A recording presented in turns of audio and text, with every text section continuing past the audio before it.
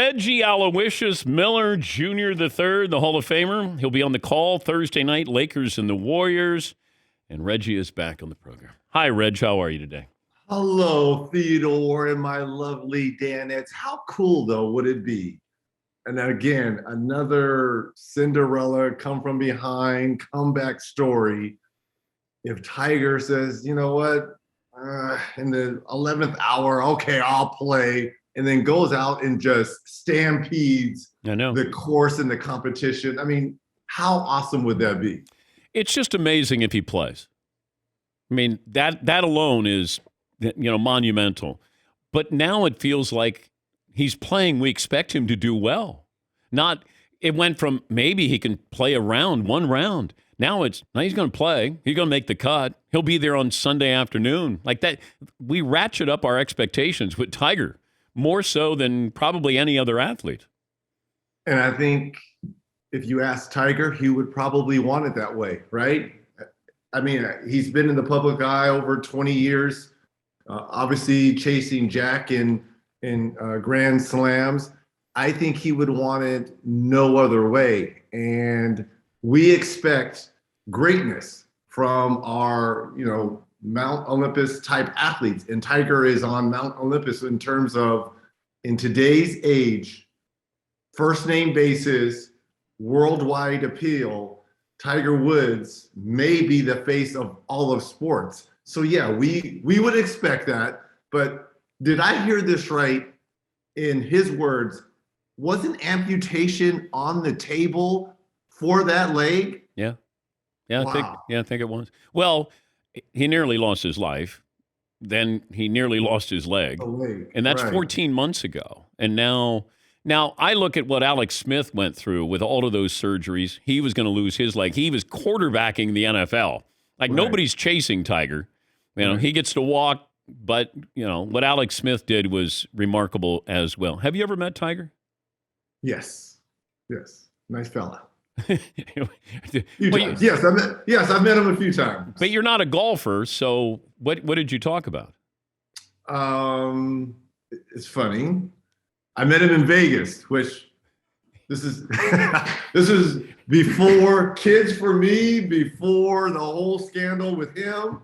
So it's only fitting that I would meet him in Vegas. I was coming in, I was going out of a club, he was coming into the club. And we crossed paths and exchanged pleasantries. Who's more Vegas, you or Tiger? Now? The old you. Wow, we probably could give each other a run for our money. Wow. But are you a gambler? A little bit. I'm not on the Charles Barkley level, but I like to roulette, blackjack. I like to hold on to my money. And I know Vegas was built on dummies like me, so I don't want to give them too much of it. But it's fun just to kind of have fun with your boys sometimes. Do you think in the next 5 years we have an NBA team in Vegas? Yes. I think we will have 2 NBA teams. And I'm hoping this. Vegas and Seattle needs to get a franchise as well. I think we will have 2 within the next 5 years. I do believe that. How dangerous do you think that will be? Everything is online betting now. I think people are over it. I mean, FanDuel and all these other spots, BetMGM, that's the way of the world now. So I know the league's hesitation. We've got an NFL team there. No, I meant the nightlife, Reg, not the gambling. Oh, I mean, you're going to have nightlife. You have nightlife in Indiana. You have nightlife in Milwaukee. You can have nightlife in Cleveland. Okay, the least dangerous city at night, as far as partying, was where? While I played? Yeah. You're not going to get in too much trouble in Milwaukee. You're not going to get in too much trouble in Utah. Charles got in trouble everywhere, didn't he? Yeah. I mean, you can create your own trouble. I remember going to the underground in Salt Lake City. I don't know what the underground is, really. It was a speakeasy. We walked down an alley, and you knocked on this door. What?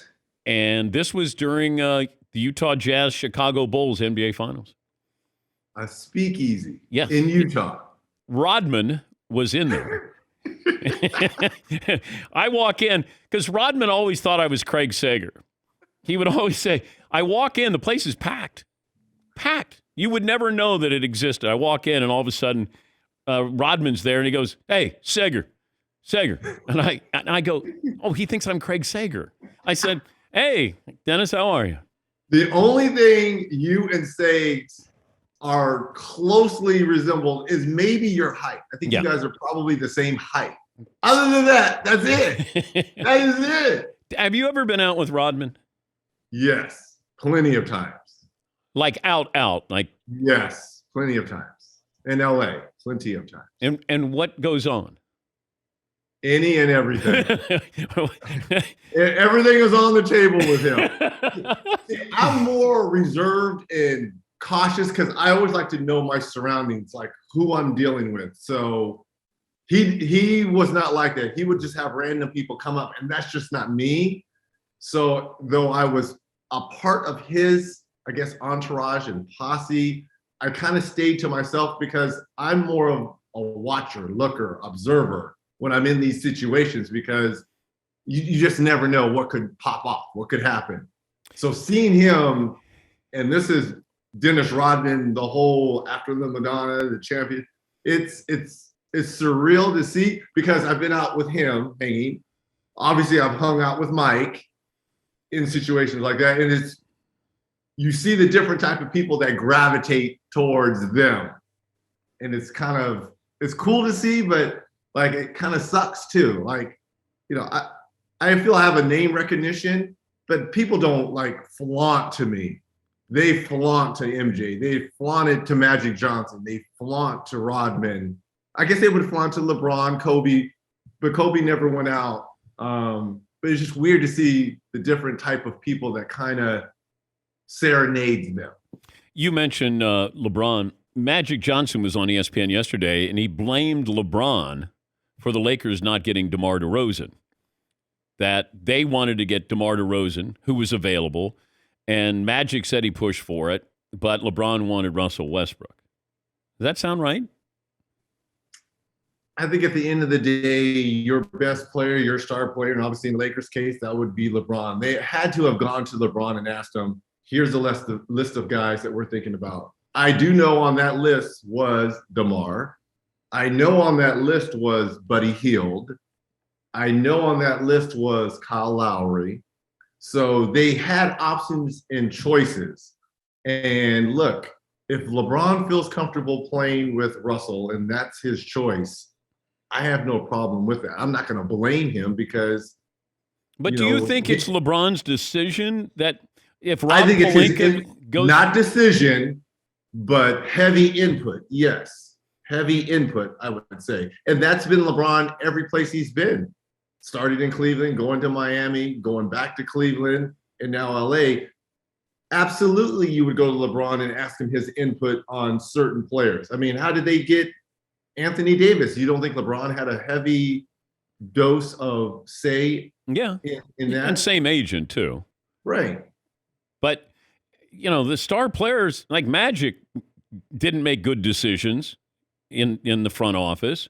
Michael didn't make good, decisions in the front office. Remember Michael wanted to bring Walter Davis into the Bulls when he was on one leg. Al Wood, and then Jerry Krause said no. Well, didn't Michael draft? I love Kwame Brown, but and Adam Morrison.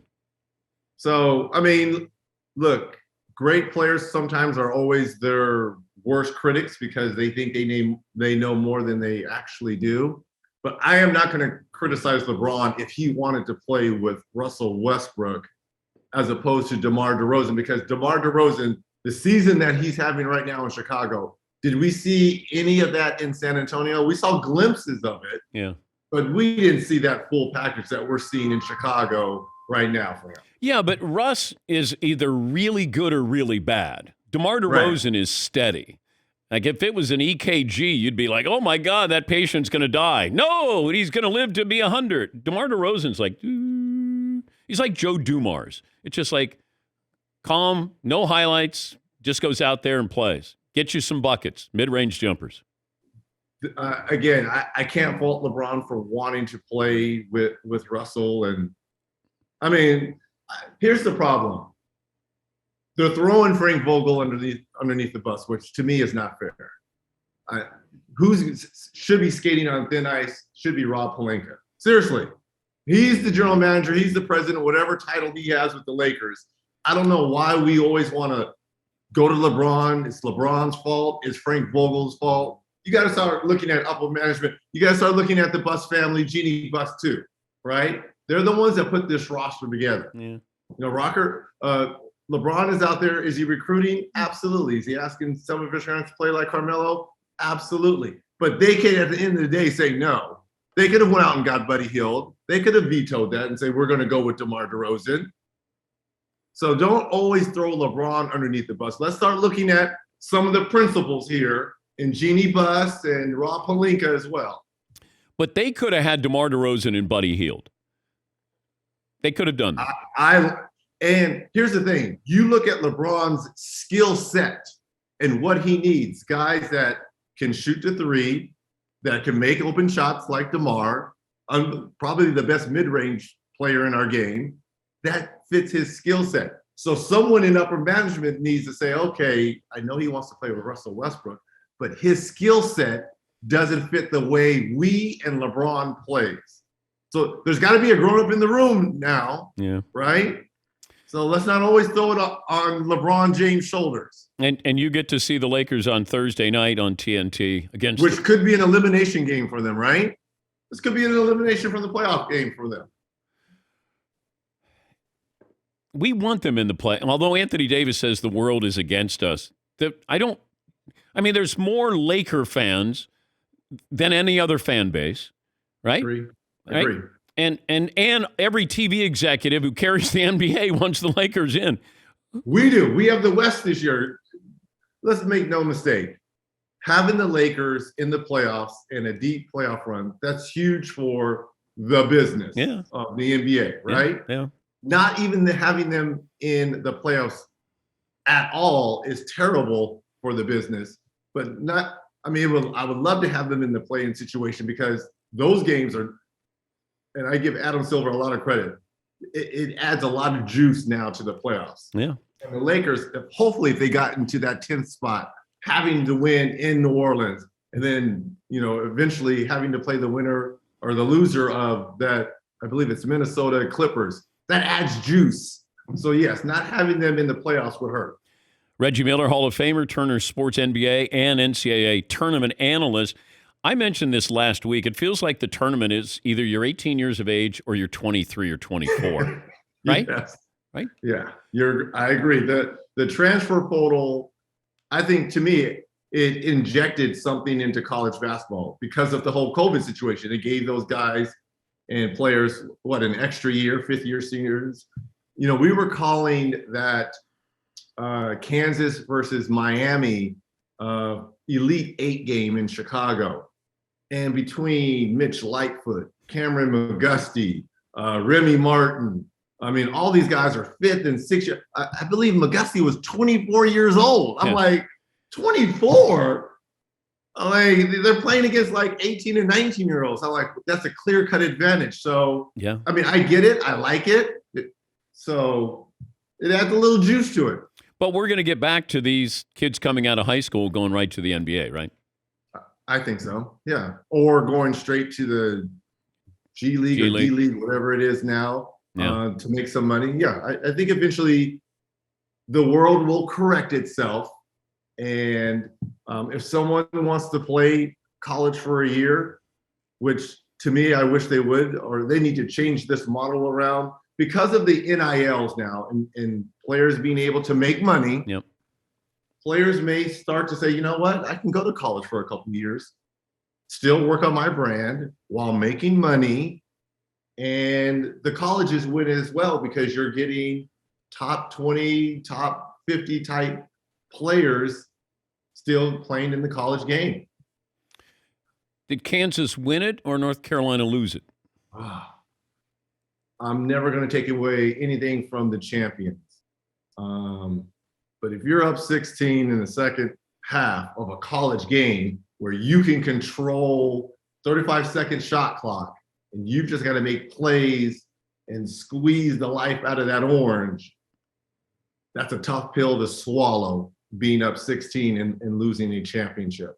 But I'm going to give all the credit to Kansas, because when we were calling Kansas in Chicago, I told Harlan and Dan Bonner this, they did not look good at all. They played that one great second half versus Miami and blew them out in the second half.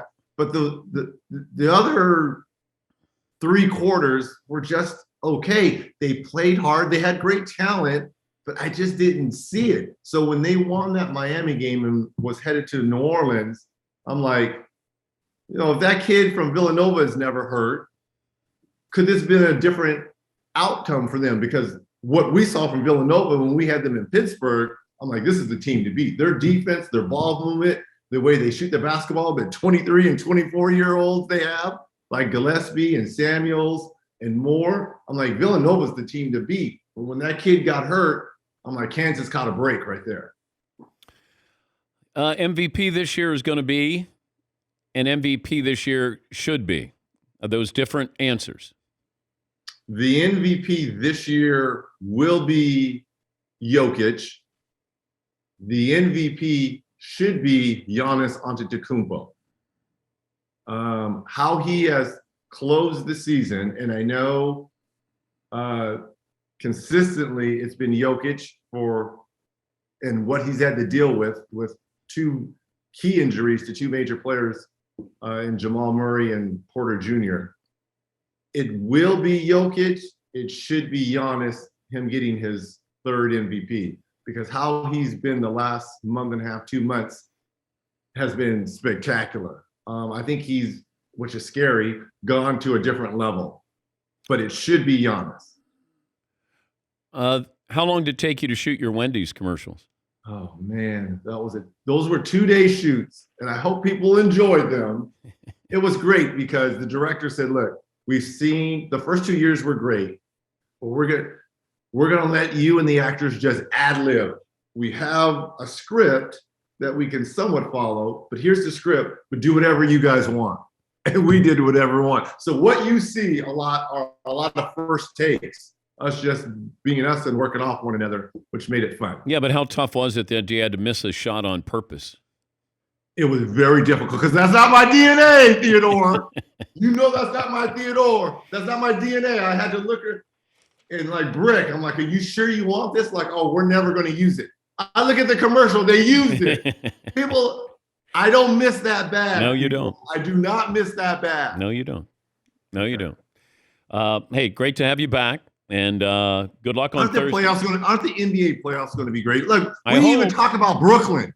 Like, Simmons, now he's not going to even play in the play. What is Brooklyn and the Lakers both in play-in situations? Oh, I know. The start of the season, they were picked to face one another in the NBA Finals. Now they're scratching and clawing just to make the regular playoffs. That this year is going to be great, the playoffs. Yeah, the Ben Simmons thing. How did the Nets not know that he had an injury? I'm going to give Daryl Morey and Philly a lot. They must have hot that fishing reel. Yeah. They got it. Oh boy. Yeah.